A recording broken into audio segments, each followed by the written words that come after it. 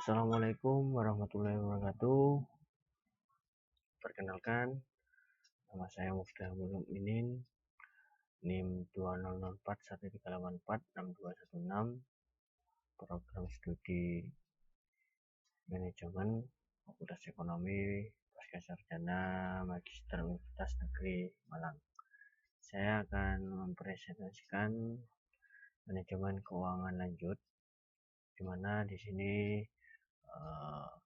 menganalisis data dari telaah artikel internasional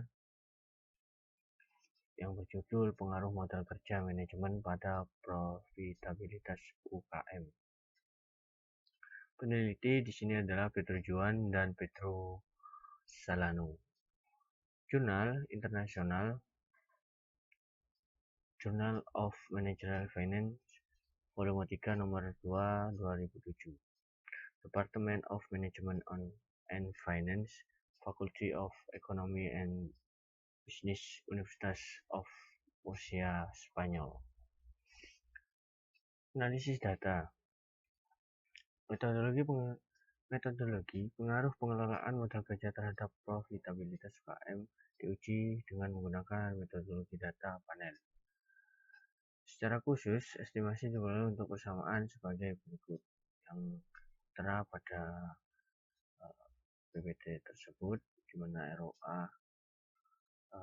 sama dengan B0 plus B1 AR8 plus B2 C8 plus B2 S0 8 plus B4 Debt 8 plus B5 GD PGR 8 plus P plus at plus A8 dan seterusnya, di mana ROA mengukur pengembalian aset, AR jumlah hari piutang, INF jumlah hari persediaan, AP jumlah hari utang, CCC triple C siklus konversi tunai, ukuran perusahaan, S0 penjualan pertumbuhan, hutang, tingkat hutang, dan GDPGR pertumbuhan PDB tahunan. Saya kecil ini sebenarnya heterogenitas yang tidak dapat diamati, mengukur karakteristik tertentu dari setiap perusahaan. Parameternya 1T adalah variabel dummy, waktu yang berubah dari waktu ke waktu tetapi sama untuk semua perusahaan di setiap periode yang dipertimbangkan. Metodologi ini memberikan keuntungan penting. Ini termasuk fakta bahwa metodologi data panel mengasumsikan bahwa individu perusahaan, negara bagian atau negara adalah heterogen. Studi data time series atau cross section yang tidak mengontrol heterogenitas ini beresiko mendapatkan hasil yang bias. Lebih lanjut, data panel memberikan data yang lebih informatif, lebih banyak variabilitas, lebih sedikit kolinearitas antar variabel, lebih banyak derajat kebebasan, dan lebih banyak efisien. Estimasi model dari data panel mengharuskan peneliti terlebih dahulu menentukan apakah ada korelasi antara heterogenitas yang tidak dapat diamati dari setiap perusahaan dan variabel penjelas dari model tersebut. Jika ada korelasi efek tetap, itu akan mungkin untuk mendapatkan estimasi yang konsisten dengan menggunakan estimator dalam kelompok. Jika tidak, atau efek acak penduga yang lebih efisien dapat dicapai dengan mengestimasi persamaan dengan general least squares GLS Strategi normal untuk menentukan apakah efeknya tetap atau acak adalah dengan menggunakan uji Hausman. Di bawah hipotesis 0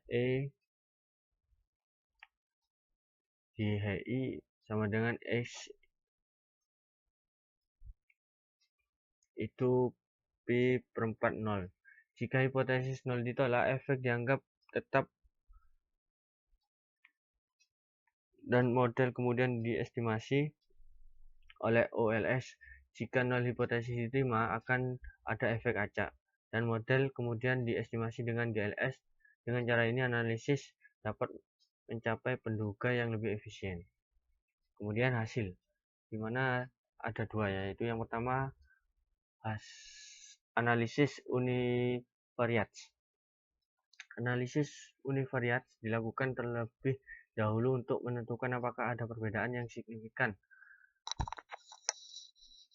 dalam variabel yang ditentukan antara perusahaan yang paling menguntungkan dan yang paling tidak menguntungkan. Kemudian tabel 4 melaporkan nilai rata-rata variabel penelitian untuk setiap kuartil. Variabel ROA kuartil dihitung setiap tahun, sehingga kisaran variasi ROA tumpang tindih antar kuartil. Selanjutnya, uji beda rata-rata parametrik dilakukan berdasarkan di siswa untuk menentukan apakah nilai rata-rata kuartil keempat berbeda secara signifikan dengan kuartil pertama. Statistik T muncul di kolom terakhir tabel 4. Secara umum, nilai rata-rata dari variabel yang diteliti berbeda dengan secara signifikan antara perusahaan yang paling menguntungkan kuartil 4 dan paling tidak menguntungkan kuartil pertama. Jadi di sebagian besar perusahaan yang menguntungkan, kami mengamati jumlah hari piutang yang lebih pendek, hari persediaan dan hari hutang, serta siklus konversi kas yang lebih pendek. Perusahaan-perusahaan ini juga lebih besar dan memiliki pertumbuhan penjualan yang superior dan leverage yang lebih rendah. Hasil ini konsisten dengan korelasi yang disajikan pada tabel 3, di mana tabel 4 ini yang tabel atas ada kuartil 1, kuartil kedua, dan kuartil sampai keempat, kemudian ada nilai T. Tentang ROA, kemudian ada ROA, AR, INF, AP, triple C, ukuran, SGRO, hutang. Catatan, perbandingan nilai rata-rata variabel dalam fungsi pengembalian kuartil 1 aset kuartil ROA dibuat setiap tahun. Nilai median dalam tanda kurung ROA mengukur laba atas aset. AR jumlah hari piutang, INF jumlah hari persediaan, AP jumlah hari hutang, triple C siklus konversi tunai, ukuran perusahaan, ukuran perusahaan, SGRO pertumbuhan penjualan, hutang tingkat hutang keuangan, uji statistik T, perbedaan mean antara kuartil ke-4 dan ke-1, nilai P tanda kurung. Namun, nilai rata-rata dari banyak variabel ini tidak bervariasi secara monoton. Model kerja saat berpindah dari satu kuartil ke kuartil berikutnya ini menyiratkan bahwa membandingkan yang pertama dan kuartal keempat tidak cukup untuk menggambarkan hubungan antara pengembalian aset dan variabel independen yang dipertimbangkan di sini. Analisis multivariat. Pada tabel 5 menyajikan hasil yang diperoleh setelah regresi persamaan 1, 2, 3, dan 4 tanda dan signifikansi pada relasi yang ditemukan serupa dengan yang ditemukan pada analisis sebelumnya. Pengembalian aset UKM dikurangi dengan memperpanjang jumlah hari piutang, jumlah hari persediaan, dan jumlah hari hutang. Aspek ini yang konsisten dengan hasil yang ditemukan oleh Deloitte untuk perusahaan besar. Menggarisbawahi pentingnya manajemen modal kerja untuk perusahaan, memperpanjang tenggat waktu bagi klien untuk lakukan pembayaran, meskipun dapat meningkatkan profitabilitas karena fasilitas pembayaran yang lebih besar. Dapat meningkatkan penjualan, juga berdampak negatif terhadap profitabilitas. Dengan demikian, kebijakan kredit yang lebih ketat memberi pelanggan lebih sedikit waktu untuk melakukan pembayaran akan meningkatkan kinerja.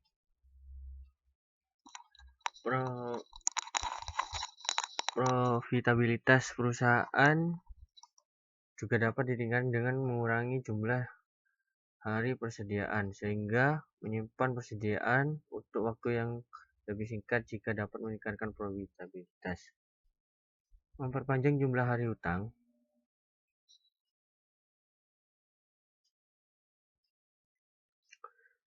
Kemudian berdampak negatif terhadap profitabilitas. Deloitte membenarkan hasil yang serupa dengan menyatakan bahwa perusahaan yang kurang menguntungkan cenderung menunda pembayaran tagihan mereka. Analisis terintegrasi dari jumlah hari hutang, hari persediaan dan hari hutang, hari piutang, hari persediaan dan hari hutang dilakukan dengan menggunakan siklus konversi kas. Berbeda dengan temuan Deloitte untuk perusahaan besar Belgia. Penelitian ini menunjukkan bahwa memperbanyak siklus konversi kas meningkatkan profitabilitas UKM. Mengingat bahwa persyaratan pendanaan operasional berbeda dengan satu sektor ke sektor lainnya, semua regresi dalam makalah ini juga diperkirakan mengendalikan sektor aktivitas di mana perusahaan beroperasi, karena analisis dilakukan dengan menggunakan metodologi data panel, tidak mungkin untuk memperkenalkan variabel dummy sektor. Dengan demikian, dan untuk melaksanakan estimasi ini, jumlah hari piutang, hari persediaan dan hari hutang, dan siklus konversi kas dianggap sebagai karakteristik sektoral, dan berarti masing-masing sektoral dikurangi dari variabel AR, INF, AP, dan CCC. Hasil yang disajikan tidak berbeda saat mengontrol kemungkinan efek sektoral yang disajikan di sini karena kesamaannya. Memang seperti yang ditunjukkan oleh Deloitte, hasil yang diperoleh dapat mempengaruhi oleh potensi masalah endogenitas sejauh jumlah dari piutang. Hari persediaan dan hari hutang dapat dipengaruhi oleh laba atas aset perusahaan, variabel independen pekerjaan. Dalam hal ini, hubungan negatif antara profitabilitas dan jumlah hari piutang dan hari persediaan dapat dijelaskan jika perusahaan yang kurang menguntungkan memberikan insentif kepada pelanggan mereka dengan memberikan mereka tenggat waktu pembayaran yang lebih lama, atau jika perusahaan dengan penurunan penjualan dan akibatnya penurunan laba menemukan saham mereka tingkat naik. Demikian pula hubungan negatif yang ditemukan antara profitabilitas dan jumlah hari hutang dapat menjadi konsekuensi dari perusahaan dengan lebih banyak masalah, dan karenanya menurunkan laba, sehingga menunda pembayaran mereka. Deloitte dalam artikelnya membahas masalah endogenitas yang mungkin ada, tetapi dia tidak secara spesifik mengontrolnya. Untuk menghindari kemungkinan efek dari masalah endogenitas ini, tabel 6 melaporkan hasil yang diperoleh setelah regresi persamaan 1, 2, 3, dan 4 menggunakan variabel instrumen secara khusus. Leg pertama dari variabel AR, INF, INV, AP, CCC digunakan sebagai instrumen. Secara umum, semua hasil serupa dengan tabel 5 kecuali untuk variabel AP yang sekarang kehilangan signifikansi. Hasil ini menimbulkan keraguan tentang pengaruh penundaan pembayaran kepada pemasok terhadap profitabilitas UKM. Mungkin beberapa efek yang saling bertentangan yang mempengaruhi hubungan antara ROA dan hutang dapat menjelaskan mengapa hubungan ini tidak signifikan. Terima kasih.